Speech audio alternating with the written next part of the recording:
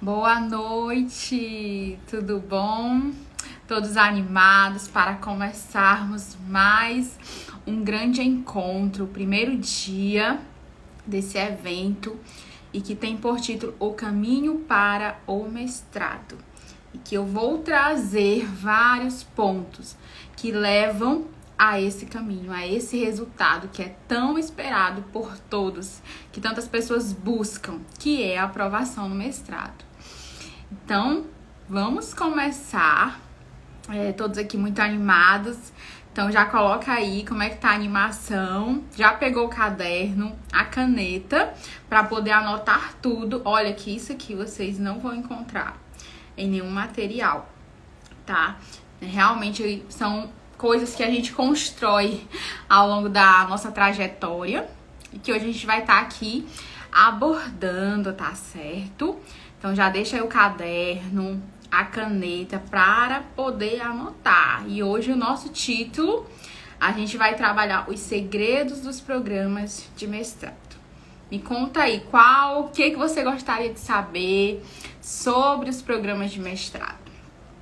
Uma das coisas que eu sempre falo e que eu acredito que a gente precisa sempre começar desse ponto, que é romper os nossos pensamentos sabotadores.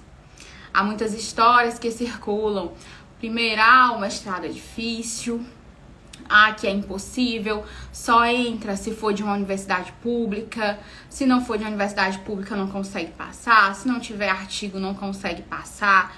Primeira coisa, quando a gente entra dentro desses processos de seleção, a gente tem que tirar esses pensamentos e colocar o seguinte: eu vou passar. Vamos trabalhar nessa perspectiva, porque um processo seletivo, um dos pontos que ele trabalha no candidato, até mesmo por conta do período, é a parte psicológica. Então, em um processo seletivo, o que nós temos? Nós temos várias etapas e alguns processos, eles são bem extensos. Então, tem processos que, por exemplo, às vezes começam em julho e se estende até dezembro. Então, imagina para um candidato passar por tudo isso. 6 meses praticamente ali, esperando cada resultado, e tem período de recursos. Então, é uma longa jornada até um resultado final. Então, primeira coisa, você que vai fazer a seleção de mestrado ou que já está inscrito, tire da sua mente esse pensamento sabotador que eu não vou passar, que só passa quem for de escola, de faculdade pública, eu não tenho artigo, meu currículo não é bom, eu vou fazer só pra tentar, tá bom? Tira já esse pensamento, coloca assim, eu vou fazer pra passar e eu vou passar. E o que couber a mim, eu vou fazer. Então, primeira coisa é romper com o pensamento sabotador, porque o processo seletivo, por si só, ele é um processo de lapidação do candidato. Ele é o processo de lapidação de um futuro pesquisador. Tanto que se a gente for observar um processo seletivo, ele trabalha 3 pontos centrais. A escrita, onde nós temos projeto de pesquisa ou anteprojeto, tem vários nomes que nós vemos nos editais. Então, ele trabalha a escrita, trabalha a comunicação, onde nós temos a arguição, nós temos a entrevista e também trabalha a sua capacidade de compreensão textual, onde nós temos as provas teóricas, as provas discursivas. Em alguns casos, nós temos provas que são objetivas, mas o que nós mais vemos são provas discursivas, de caráter dissertativo argumentativo. Então, o próprio processo seletivo, ele trabalha a lapidação de um futuro pesquisador. Então, um outro ponto que a gente trabalha que eu vejo muito, que eu observo muito, é que há aquela preocupação do candidato. Muitas pessoas, quando elas vão buscar um mestrado, elas estão trabalhando. E o que as pessoas pensam? Será que eu consigo conciliar? Não, eu não vou tentar o mestrado porque eu tô trabalhando, nesse momento não dá.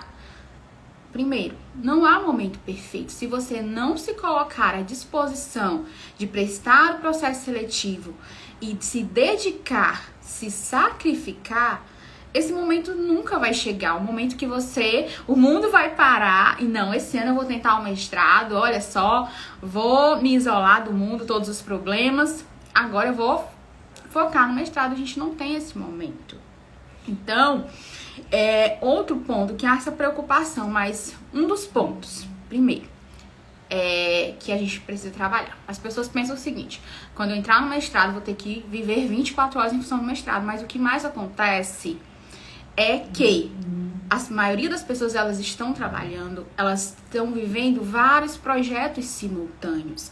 E justamente por isso, a própria estrutura de um mestrado, ela tem certa flexibilização. E a não ser que você seja bolsista, você não precisa ter essa dedicação exclusiva. Ou seja, eu não vou fazer mestrado. Por quê? Porque estou trabalhando, então eu não consigo conciliar. A própria estrutura de um mestrado, ela te dá essa flexibilização. Por quê? Nós temos disciplinas optativas e nós temos as disciplinas obrigatórias. Aquelas disciplinas optativas são as disciplinas que você pode escolher. Ou seja, entrei, me matriculei em uma disciplina. Esse período não vai dar para eu me inscrever em outra disciplina. Aguarde para o próximo ano. Aguarde para o próximo período. Você pode fazer isso, porque além disso, também nós temos outras atividades. E uma delas é a questão da proficiência em inglês. Eu vejo muitas pessoas que só de pensar em um mestrado, elas querem muito o mestrado, mas ela já pensa, eu não vou fazer. Por quê? Porque eu não sei inglês.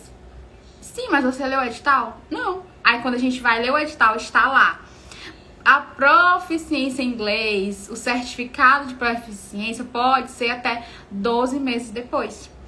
Então vejam quanto a isso. Antes de você definir, antes de você se excluir, não, eu não vou fazer um mestrado. Eu vou fazer um mestrado algum dia, mas não agora. Porque eu não sei inglês, porque eu estou trabalhando, porque eu não tenho como conciliar. Não, a gente tem que pensar esses outros pontos. E um edital, você não pode pegar um edital, porque a minha amiga, ela está em uma instituição e para ela entrar, ela teve que fazer a prova de inglês. Não é assim. Cada edital é único.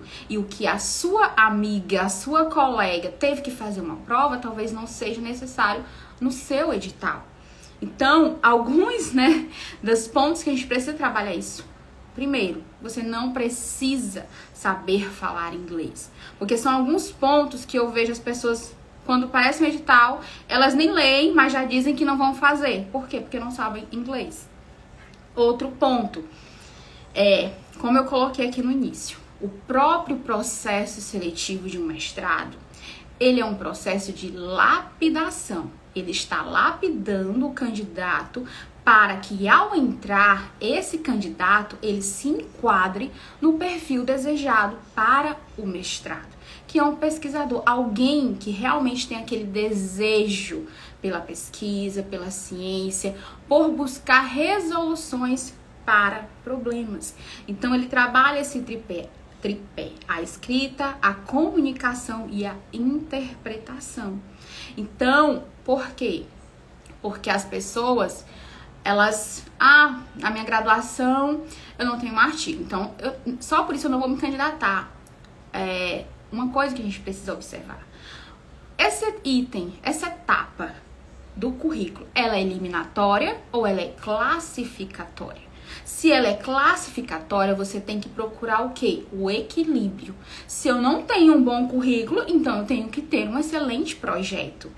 E se busquem o quê? Estudar, comparar os editais. Porque eles vão revelar muitas coisas. Por exemplo, eu pego um edital, e esse edital, ele tem prova teórica, mas ele não me dá a bibliografia. Onde é que eu vou encontrar essa bibliografia? Se ele não me dá, como é que eu vou responder uma prova se eu não tenho material, se não tem como, eles não me indicam, às vezes, eles dão só o tema. Então, educação, serão referências na área sobre educação. Aí você, nossa, mas tem tantos e tantos materiais. E como é que eu vou encontrar essas referências? Programa. Tudo começa pelo estudo do programa. Você precisa conhecer o programa, a linha de pensamento desse programa, quais são os autores que ele adota. Porque é através disso que você vai montar a sua bibliografia para poder estudar para uma prova. Então, um dos pontos quanto a isso aqui, o mestrado, ele está buscando pessoas que tenham interesse em crescer.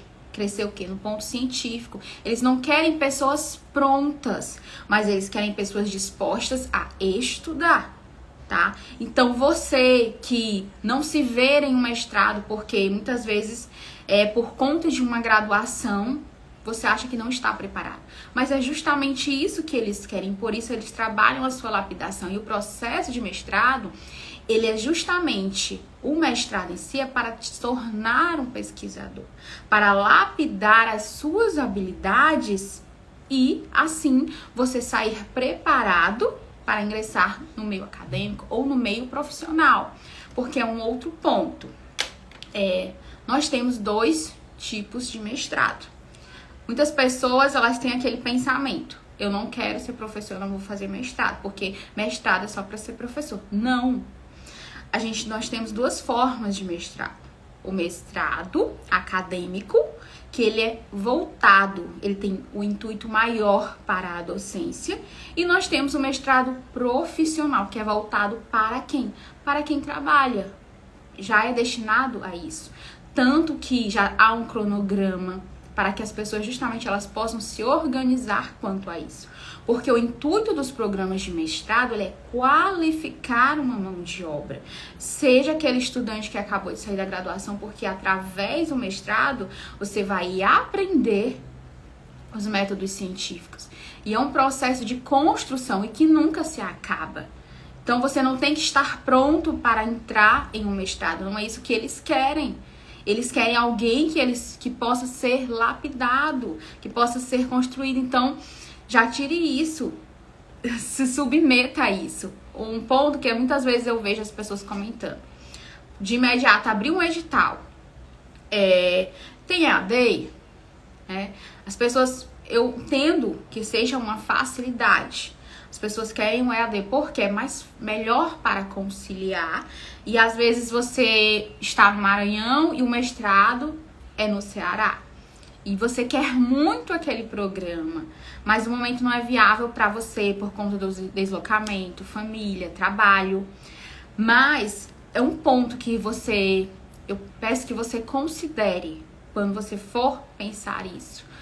É que você fazer parte de um programa de mestrado, quando você realmente você pode se dedicar, porque a maioria das pessoas elas buscam um mestrado porque elas almejam a docência, ou seja, eu quero me qualificar mais, porque eu desejo fazer um mestrado, mas também há pessoas que querem um mestrado para fins de concurso, título. Eu vou fazer um mestrado porque eu quero um título para agregar ainda mais a minha pontuação de concursos públicos. Os melhores concursos, quando tem título, um dos itens pontuados é o mestrado. Mas quando você tem essa oportunidade de adentrar ao mestrado, de realmente vivenciar aquele meio acadêmico, só tem a contribuir para você sobre todos os aspectos de enquanto pesquisador, lapidação da sua própria escrita, na sua lapidação enquanto pessoa, pelo meio que você está inserido, que é totalmente diferente quando você quando está online, que nós vivemos o período da pandemia, que a maioria das aulas dos programas de pós-graduação se tornaram remotas, mas isso há um prejuízo de cunho acadêmico para a qualificação desses profissionais. Eu trouxe isso justamente porque eu vejo que há muita essa preocupação, mas vocês podem comparar aquelas pessoas, aqueles estudantes que tiveram a oportunidade de estar ali vivenciando aquele processo acadêmico, participando, sendo um membro ativo daquele que não teve essa oportunidade, em razão da pandemia, por exemplo. Então você precisa pesar quem eu quero ser ao final desse programa, que tipo de profissional eu quero ser. Eu quero, depois do mestrado, eu quero ir para o doutorado. E se você não tiver, durante o mestrado, esse processo, essa oportunidade de realmente fazer parte do programa, eu digo fazer parte, vivenciar aquela rotina, isso vai lhe prejudicar lá na frente. Então, é interessante que você pense quanto a isso. Então, um dos pontos, né, tipo desses segredos, né, como eu titulei aqui, o programa de mestrado, ele não quer alguém pronto. Ele não quer um pesquisador excelente que tem vários artigos publicados, que já sabe fluência em inglês. Não, ele é um processo de lapidação de um pesquisador para que ao sair ele seja aprimorado cada vez mais onde no doutorado. Então, é um processo inacabado. Ele não quer pessoas prontas. Eles querem pessoas dispostas a aprender, pessoas comprometidas realmente com o programa.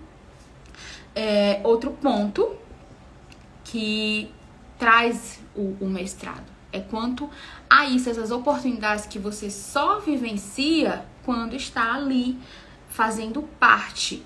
E o próprio... E são coisas que você só descobre quando você está ali. Então, quando você adentra em um mestrado, muitas pessoas ao entrar têm às vezes aquele preconceito. Não, eu não quero ser bolsista, eu quero continuar trabalhando. Mas é uma das coisas que você também precisa pesar. Será que compensa realmente você continuar trabalhando? Se deseja estudar, se aprofundar, seguir a carreira docente, sendo que você tem a possibilidade de ter bolsa, tá? Porque um dos pontos é que quem trabalha, às vezes tem essa dificuldade, eu não quero deixar o meu trabalho, mas às vezes você tem que ponderar, e talvez seja necessário fazer esse sacrifício, justamente no intuito de estar se qualificando para que ao finalizar o mestrado, aí você possa seguir ali para um doutorado. E eu sempre coloco o seguinte: você vai fazer um processo seletivo, você precisa pensar a longo prazo, tá? Então eu estou entrando em um programa, como eu quero sair ao terminar o programa? O que eu vou fazer após o programa? Que carreira eu quero seguir? Ou qual a finalidade de eu estar fazendo o mestrado? Você precisa pesar tudo isso, porque são essas respostas que vão lhe sustentar no processo seletivo e na própria jornada ao longo do mestrado. Tá? Compreendido até aqui? Então, vamos aqui, que tem algumas pessoas que entraram depois, quanto a isso.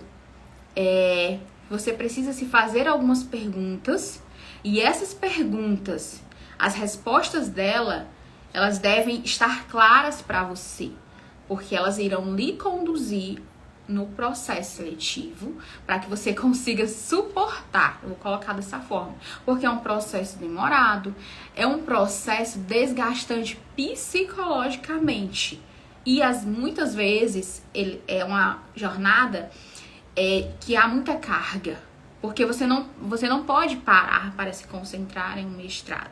Não, eu vou fazer somente isso. Eu desconheço pessoas que puderam fazer isso. Sempre tem algo ali, sempre tem algo naquele momento que você precisa fazer e que precisa ser simultâneo a essa preparação.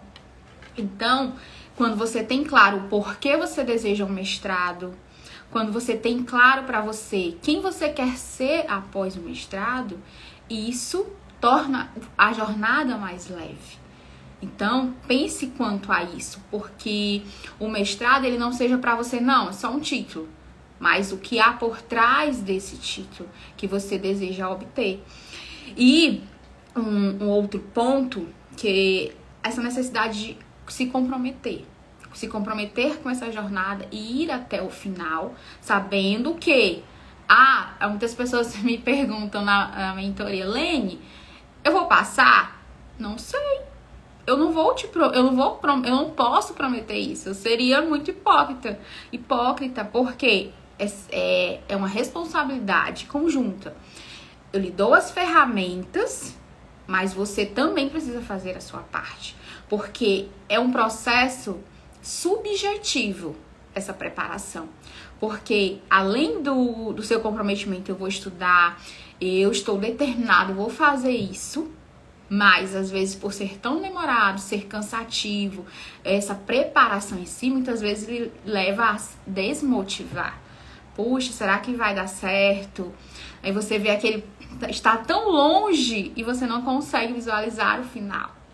E às vezes a sua própria trajetória, os seus pensamentos vão ali minando esse desejo de ser aprovado no mestrado. Então, é algo que nós precisamos nos preparar antecipadamente. E parte dessas respostas. E isso irá lhe conduzir ao final dessa jornada. E futuramente. Então, e outro ponto, até me perguntaram na caixinha. Lene, eu posso aproveitar o meu projeto de TCC? O maior erro dos candidatos é o quê? Não estudar o programa. Então, o que eu coloquei aqui?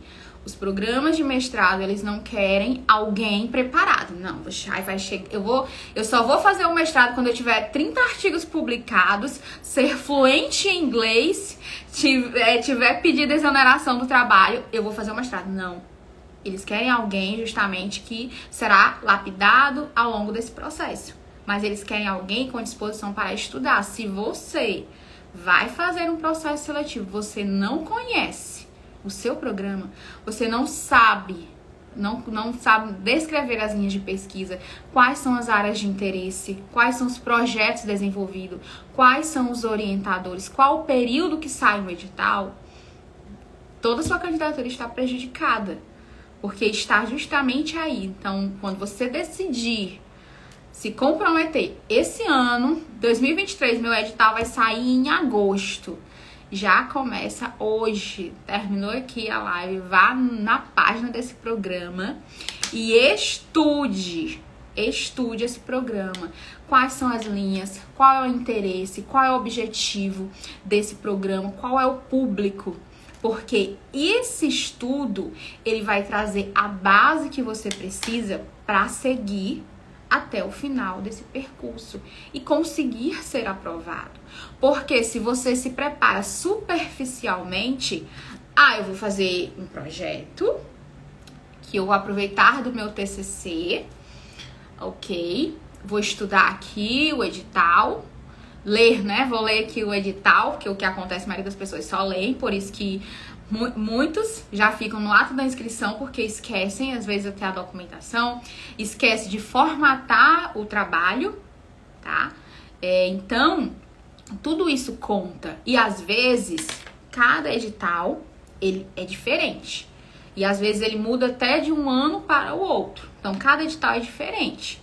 Então, não se prenda ao que a sua colega fez. Eu vou fazer um mestrado, mas eu vou fazer um mestrado. A Dayana, ela já fez ano passado, ela foi aprovada. Ela vai me ajudar aqui no projeto e eu vou me inscrever, certo? Você se inscreveu, seguiu as orientações da Dayana, que se baseou em quê? Em um edital anterior. E você precisa absorver o programa, porque isso vai lhe ajudar ao longo de todo o processo. Na arguição, vai lhe ajudar, arguição, às vezes entrevista, como melhor define, na prova, porque às vezes o que eles querem em uma prova, eles não querem os teóricos, mas eles querem apenas, muitas vezes, que você relacione o seu projeto com a linha de pesquisa. Você é capaz de trazer o seu projeto, de inseri-lo dentro das linhas de pesquisa do programa, dentro dessas áreas de interesse. Então, o que se observa é que O programa, entrar em um programa de mestrado é muito difícil. Mas será que não é você que está se preparando superficialmente? Você precisa se perguntar isso. Eu não passei. Não passou por quê? Você já avaliou quanto a isso? Sempre há algo que passou despercebido. E muitas vezes está justamente nessas etapas. Por exemplo, as barreiras que tem. Não vou fazer mestrado. Por quê? Porque eu não sei falar inglês. Não leu nem o edital, já disse que não vai fazer porque não sabe falar inglês, sendo que no edital está pedindo que você apresente esse certificado apenas um ano depois. Então já começa aí.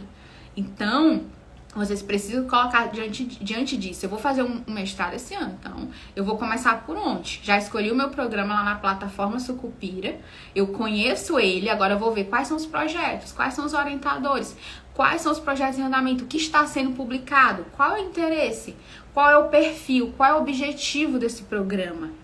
Porque às vezes, quando você chega lá na arguição, é isso que eles vão te perguntar.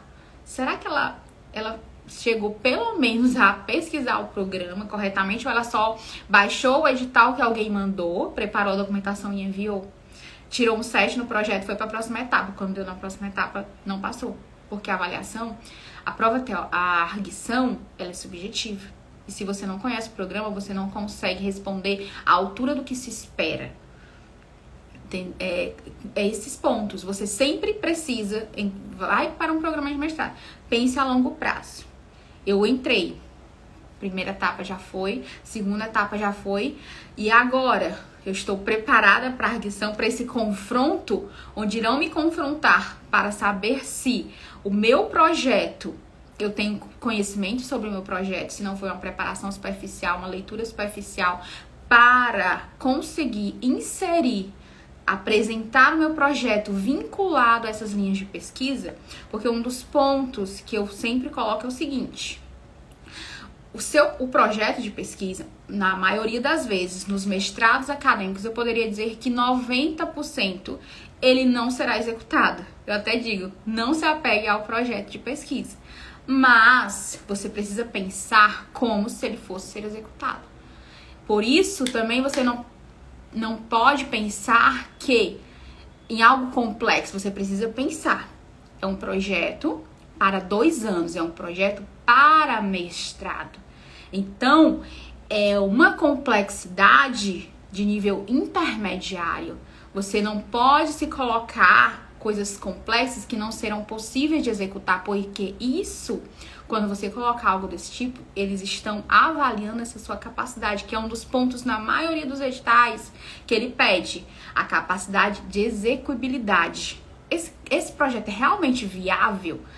Mas, Lene, o meu projeto tirou 10. Ele tirou 10 na avaliação do teu projeto. Ok. Não quer dizer ainda que você será aprovado. Porque quando chegar na arguição, eles vão avaliar pontos subjetivos. Eles vão avaliar outros pontos e que, se o seu projeto não estiver articulado com os interesses, não estiver articulado com os projetos dessa banca, isso vai lhe prejudicar. Então, comparem. Eu gosto muito. Eu sempre, quando eu recebo um novo mentorando, eu faço isso. Eu pego o edital atual, o edital anterior, quando ainda não foi lançado o atual, e eu comparo com versões anteriores. E às vezes eu faço essa comparação de resultado dos candidatos. Até compartilhei outro dia com a mentoranda que ela estava preocupada com o currículo. Professora, meu currículo, ela não tem artigo publicado. E eu justamente trouxe, primeiro ponto, currículo é classificatório, tá? Currículo é classificatório. Então, se é classificatório, preocupe-se com o quê? Em preparar um projeto excelente, que esteja articulado, alinhado com os interesses, com as linhas de pesquisa, com os projetos desenvolvidos pelo seu possível orientador. Essa é a chave. Essa é a chave para que seja aprovado.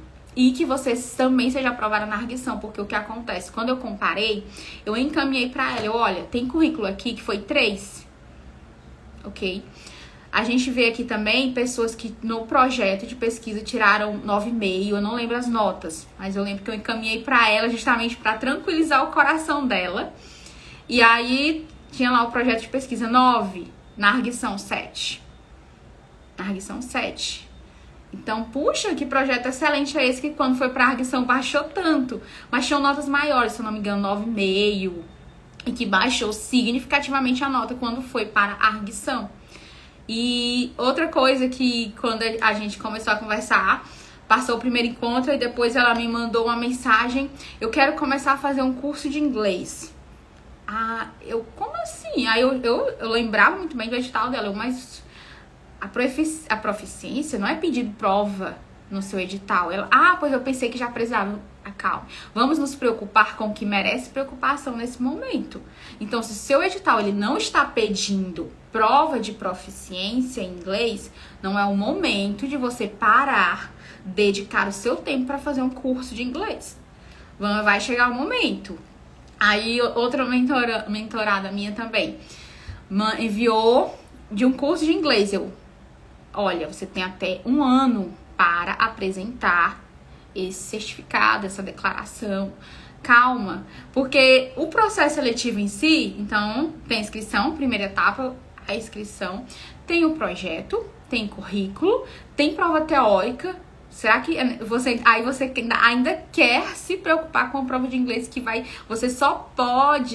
você pode prestar até 1 ano depois? Ainda possível, eu lembro bem no edital como estava descrito, e possível ainda de adiar. Então, a gente também tem que escolher as nossas preocupações. E essas preocupações, elas muitas vezes crescem com a análise do edital. Ou elas crescem ou elas diminuem. Então, você tem que escolher as suas preocupações. Então, me perguntaram, é preciso ter artigo publicado? Primeiro, pega o seu edital, analisa. Artigos sempre irão publicar, sempre irão pontuar nos editais. Mas você precisa ver primeiro, o currículo, ele é classificatório, ele é uma etapa classificatória ou ela é uma etapa eliminatória? Se for uma etapa eliminatória, cabe para uma preocupação se você começou a se preparar depois do lançamento do edital. Porque às vezes são períodos curtos, mas às vezes são períodos longos que tem 2 meses. E aí você precisa ver lá o que é pontuado nesse edital. Ok, artigo. Mas também não impede a sua candidatura. Então você vai ver o que mais pontua. Participação em eventos científicos, cursos com mais de 40 horas, participação em bancas de TCC e todos esses pontos. Então, muitas vezes as pessoas se prendem ao seguinte: eu não tenho um artigo publicado, mas ela não analisou a ficha de pontuação, não viu que lá tem participação em eventos científicos, como ouvinte. Às vezes, como ouvinte também pontua, tem como avaliadora em trabalho, tem cursos. Então, eu vou pegar aqui cursos. Por várias vezes eu divulguei aqui no meu próprio Instagram cursos de 40 horas, cursos de 100 horas, cursos de 120 horas. E não tem aquela desculpa, porque é caro. Não, é gratuito, são ferramentas gratuitas. E tem para todas as áreas. Mas às vezes a gente vai olhar o seu currículo, foi atualizado há 2 anos atrás. E foi o último curso também há 2 anos atrás. Então, precisa ver quanto a isso. Tirar essa preocupação unicamente de artigo. E um outro ponto, que foi o caso de uma outra mentorada minha, que havia essa preocupação com o currículo. Não pensem que a pessoa já chega com 20 artigos publicados. Agora eu vou fazer um mestrado. É o contrário. Ela vai construir, esse perfil é construído ao longo do programa, tá? Coloca isso na mente de vocês. E aí, a gente analisou os editais. Porque às vezes acontece isso. O edital que você está tentando analisando, pode acontecer dele não ser para você, não ser o momento para você, porque tem alguns editais que há um requisito mínimo, a nota mínima. Então, você precisa obter, por exemplo, 2 pontos no critério de classificação. 2 pontos em publicações científicas. Coloca dessa forma. E aí, se você não tiver esses 2 pontos, então, vamos migrar para outro edital, que foi isso que nós fizemos. Então, você não tem artigo publicado. Aqui, o currículo, ele é um item eliminatório. Então, vamos analisar o seu currículo. Já não dá? Vamos reconhecer que não podemos nos candidatar a esse edital. Então, o que nós fizemos? Migramos para outro edital que o currículo era um item classificatório e que havia mais flexibilidade, porque o que é pontuado em cada edital, ele muda. E às vezes o que é pontuado no edital, muitas vezes ele valoriza muito a sua experiência profissional. Se você trabalha público ou privado, há pontuações diferentes. Tem um edital que pontuava até a carga horária da graduação. A carga horária de uma graduação, a carga horária da especialização. E às vezes, se a sua carga horária é mais de 380 horas, tem uma pontuação. Se é superior tanto, outra pontuação. Então, a gente tem também que se prender a isso. Talvez o edital que você pretende concorrer não seja o momento para você, em razão do currículo. A gente precisa reconhecer isso, tá? E aí você vai o quê? Procurar outras alternativas. Você pega e compara. Esse edital, o currículo eliminatório, tem 2 pontos para publicações científicas. Eu não tenho nenhum artigo. Não vai ter tempo para eu conseguir publicar nesse lapso temporal até a abertura das inscrições. Então, o que eu faço? Eu vou procurar outro edital. E foi justamente isso que a gente fez. Então, você precisa ter essa sensibilidade e ter a capacidade de analisar esses pontos. Então, realmente, pegar um edital e entender, ver e comparar. Nesse edital, pede isso? Eu tenho isso? Não. Eu vou conseguir isso? Talvez. E aí você analisa sobre esse ponto.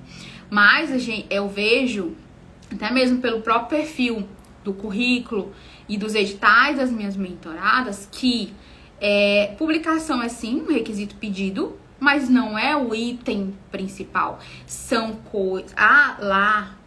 itens que podem ser obtidos até mesmo às vezes no processo de abertura do edital, como um curso com mais de 40 horas, cursos com mais de 180 horas, que foi justamente isso que eu trabalhei com alguma delas. Olha, aqui nesse edital está pontuando cursos com carga horária superior a 120 horas, então vamos atrás disso.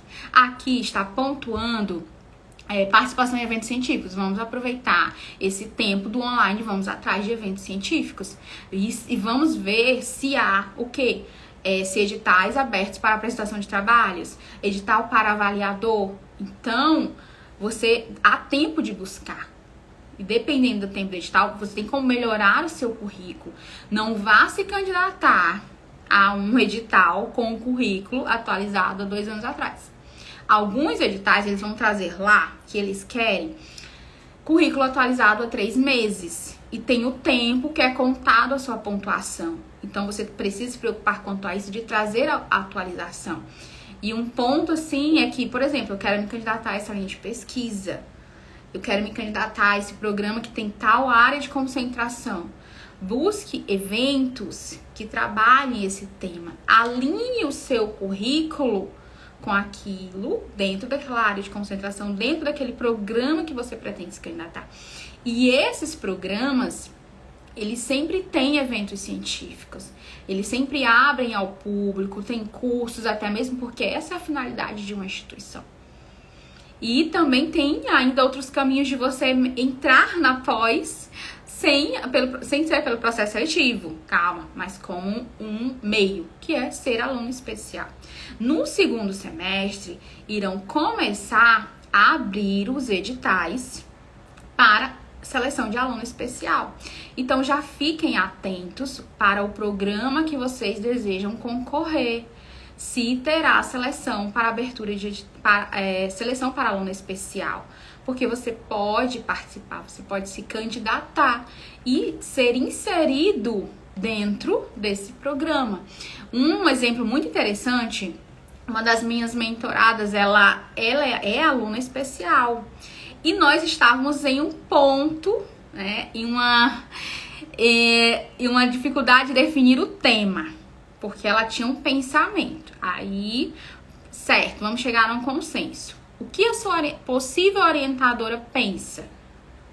Tá? E aí, o que ela fez? Ela aproveitou o encontro desse grupo, nessa disciplina, que ela é aluna especial, e ela perguntou à orientadora, claro, de forma subjetiva, mas justamente para pensar o quê? Se a ideia que ela estava propondo se alinhava com o pensamento dessa orientadora. E o que nós descobrimos? Que era totalmente divergente. Que o que ela queria propor, a orientadora não concordava.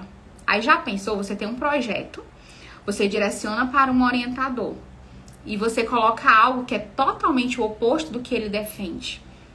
E isso é um dos benefícios de você ser aluno especial. E na minha própria turma de doutorado, tinham alunos especiais. Que o que eles queriam com isso? Se aproximar do orientador, se aproximar dos grupos de pesquisa, ser inserido ali naqueles estudos, conhecer mais os teóricos.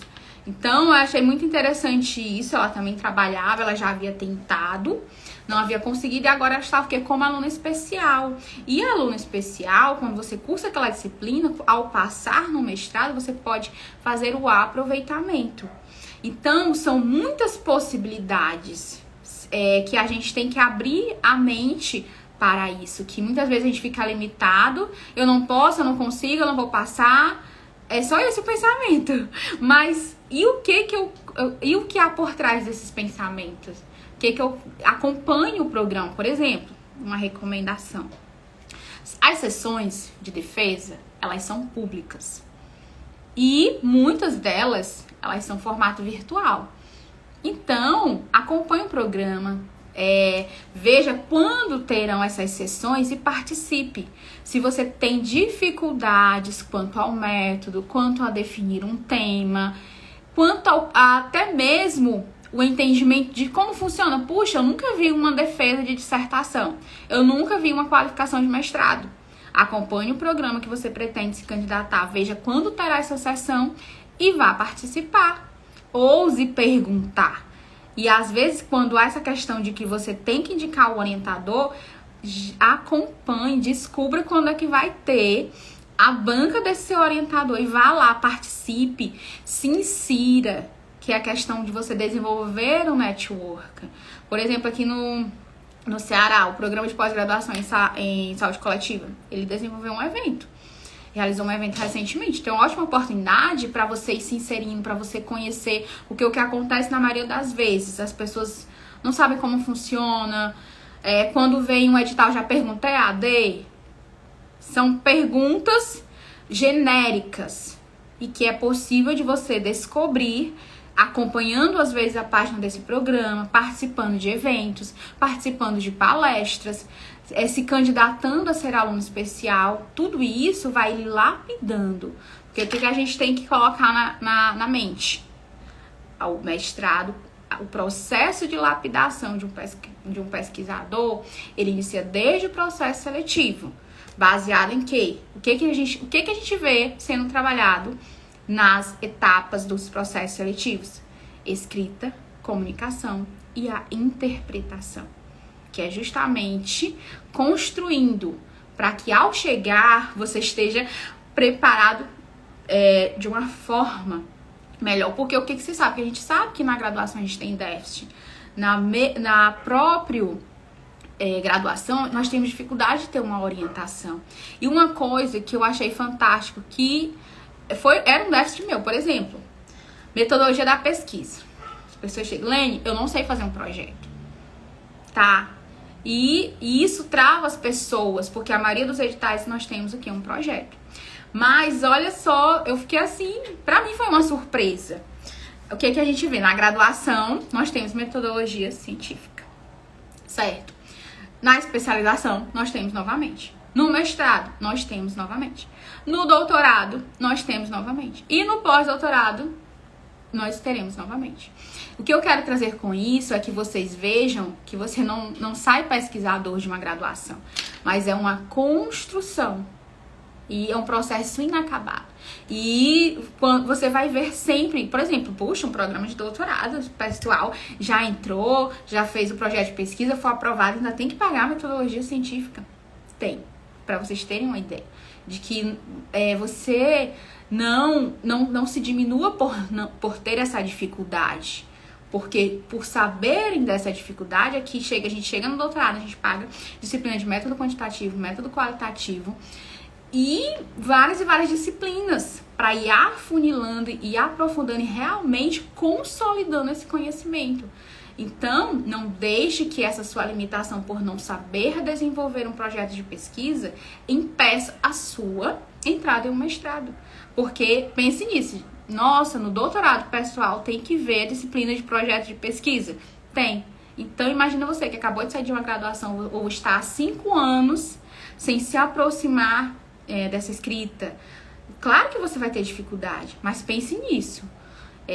Eu vou me esforçar, vou estudar para escrever. Porque quando eu entrar, eu vou estudar ainda mais. E quando eu sair do mestrado, eu vou estudar ainda mais. Porque é um processo inacabado. Entendido? Então, quero trazer isso, que esses, como eu coloquei, esses segredos, eles partem desses preconceitos que a maioria das pessoas tem. E parte dessa própria ato de se sabotar, porque eu não sei escrever um projeto de pesquisa, porque eu não tenho um artigo publicado, quando, na verdade, o que os programas querem? Eles não querem ninguém pronto, eles querem alguém que será qualificado ao longo desse processo. Pense nisso, vamos colocar aí no chat. É um processo inacabado. Não queira entrar pronto no programa de mestrado, certo? É esse o pensamento. Então, essas são algumas pontuações, além de não... e entra a questão que eu vejo que a maioria das pessoas, projeto de pesquisa, inglês. Elas querem dominar o inglês para então se candidatar a um processo seletivo, para então entrar no mestrado. E não é dessa forma. Então, entenda o programa, veja o que ele pede nos editais, para que você diminua essas suas preocupações. Preocupe-se com o que é necessário. Entendido? E depois dessas colocações, eu gostaria de abrir aqui para perguntas. E então, clareou um pouco mais, conseguiu abrir mais nesse sentido. Então, terminar aqui, já vão no programa, já vejam quando serão as sessões de defesa, sessões de qualificação. Já vai aí estudando esse programa. Para quê? Para que você então consiga definir esse tema. E sempre aquilo que eu coloco, esse processo é uma preparação. Pense dessa forma, eu estou me preparando para a longo prazo. Sempre pense a longo prazo, não se limite, não, essa etapa, não. Sempre quando você for construir, se preparar para qualquer etapa, você pense a longo prazo. O que isso vai refletir na frente, na próxima etapa, na sua matrícula no mestrado, na sua vivência, na sua carreira, de maneira geral. Certo? Aqui eu vi um comentário que alguém falando aqui, né? Que sempre se sentiu limitada, né? Sempre ficou com receio de se inscrever por estar trabalhando. Então, é possível. Com certeza. Eu posso dizer com certeza. E ainda hoje, porque muitos dos programas, eles aderem ao formato remoto. Então, tem disciplinas que ela é totalmente no formato remoto, ela é online. Então, está havendo esse equilíbrio em disciplinas online, no formato remoto, disciplinas presenciais e outra coisa, porque às vezes as pessoas pensam que o programa de mestrado funciona como uma graduação. Por exemplo, eu vou ter aula, então eu entrei no mestrado, então eu vou ter aula de fevereiro a junho, julho é férias, depois retoma. O mestrado, ele tem períodos, tá?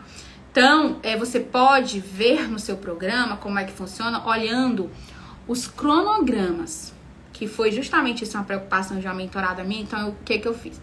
Vamos lá no seu programa, vamos ver aqui o cronograma de aulas. Então, olha só, observa. A gente tem aqui esse período de aula, março. Tem uma semana, e lá tinha um período, tinha os horários. Então, justamente porque ela trabalha e ela já estava preocupada quanto a isso, eu vou conseguir conciliar? Então, a melhor maneira de você tirar essa preocupação, porque isso acaba que também nos prejudica, cria uma ansiedade. Então, porque quando você tem essa preocupação, o que você pensa? Eu vou passar e não vou conseguir, vou ter que desistir. Então, é melhor que você já busque entender o funcionamento do programa, fica disponível nos programas os cronogramas e você pode ver lá. Então, tal disciplina, ela vai ser tantos dias no turno da tarde. Finalizou. Então, daqui a um mês vai ter a outra disciplina. Então, por exemplo, nesse semestre serão ofertadas apenas 2 disciplinas. No outro semestre será ofertada uma disciplina obrigatória. Então, tem várias particularidades. Então, as disciplinas do mestrado, elas ocorrem no formato de períodos. Porque também é outra coisa que vocês precisam pensar. Então, esses professores que eles dão aula no mestrado, eles também dão na graduação. Então, eles precisam conciliar isso. Então, não é dessa forma. Então, eu vou ter aula de fevereiro a julho ininterruptamente. Não. Você tem períodos de aula. E dentro desses períodos de aula, que podem acontecer sob o formato online, você entrega trabalhos. E esses trabalhos, a maioria das vezes, eles não são desenvolvidos em sala de aula, mas são desenvolvidos externamente. Então, isso traz essa flexibilidade, porque muitas pessoas que estão no mestrado, elas também trabalham.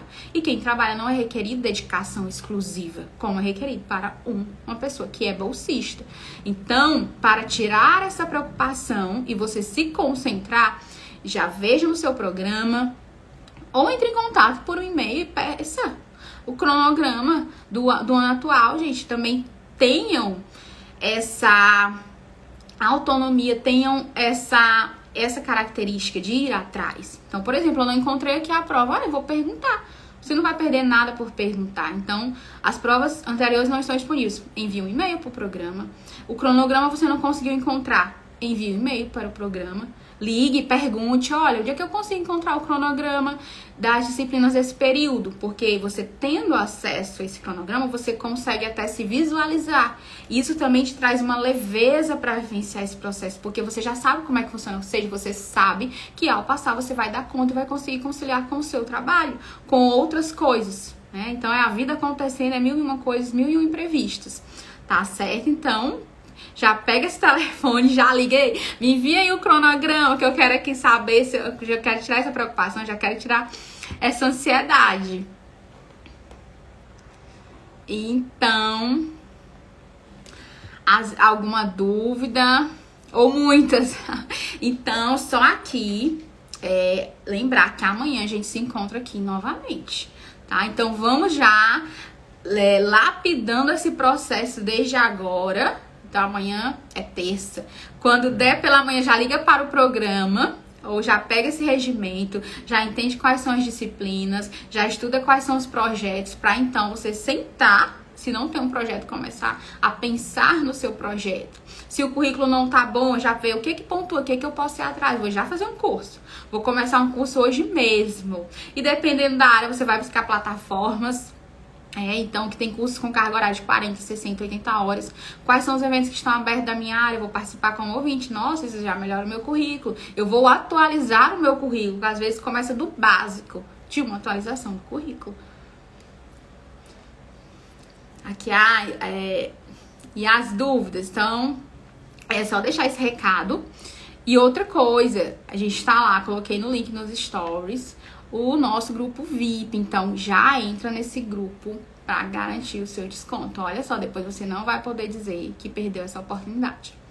Porque vai ser a única turma do ano da mentoria. E uma coisa maravilhosa, justamente para quem pensa na docência, que a gente vai ter uma mentoria de carreira docente. Vai ser um bônus especial com a nossa doutora Sandra Caldeira, lá da USP. Olha só. Então, quem pensa na carreira docente já entra na mentoria, porque já vai entrar no mestrado já pensando quando sair, já fazer o concurso público. E para isso a nossa equipe vai estar preparando vocês. E aqui tá até aqui a Sandra, que também já foi professora da Federal do Rio de Janeiro e que estará na nossa equipe. Então, a gente espera vocês lá no grupo. E eu quero agradecer pela participação de todos vocês. Já anotem. E amanhã vocês também podem estar trazendo, né? Que vão processar tanta informação. E amanhã eu espero vocês. Foi um prazer estar aqui. E qualquer coisa, estou à disposição. Manda um direct, tá certo? Então, partiu estudar o programa. Boa noite.